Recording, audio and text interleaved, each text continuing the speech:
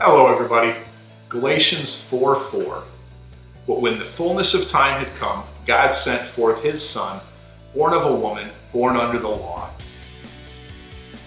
This fullness of time is kind of a confusing thing. God created time and God operates outside of time as we understand it.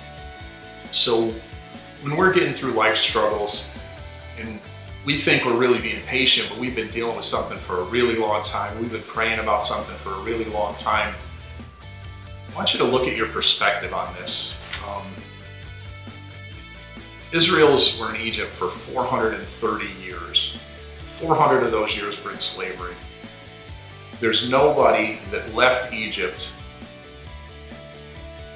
that hadn't been a slave their entire life. Generations of people prayed for freedom, and when it finally came, they then wandered for 40 years in the wilderness. They spent 70 years in exile. Our concept of time is very different from what God's is. The other day my son turned 20. I'm not sure how it happened. I think he was born about a week ago. And I'm sure that during these 20 years, there were days that I wished he would just grow up and learn something that he needed to learn.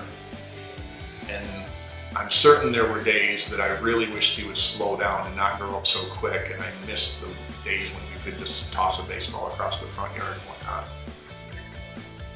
But God has timing. And he turned 20, very simply because he was born 20 years ago. And we have no control over that. When we're going through our struggles, I want you to just be aware that God's timing is not what ours is. Good times and bad times.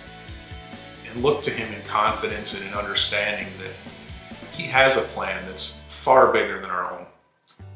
He promised King David an heir, essentially, in prophecy about Christ over 1,000 years before Christ actually came. And then when Christ came, he didn't come in the manner that people expected him to. So we need to acknowledge that God's plan is much bigger than anything we can fathom or understand, and that we're just supposed to have faith in it, that he knows better than we do, even in times of struggle. So I want to encourage you today, just think through your idea of patience and where it falls on God's plan. The older we get, the more often we get blessed by seeing it actually come to fruition and the good come out of what was a bad situation. But understand that much like 360 years worth of people in slavery, we may never actually see it within our own time. But God has a bigger plan for us. So be blessed, and we'll see you next time.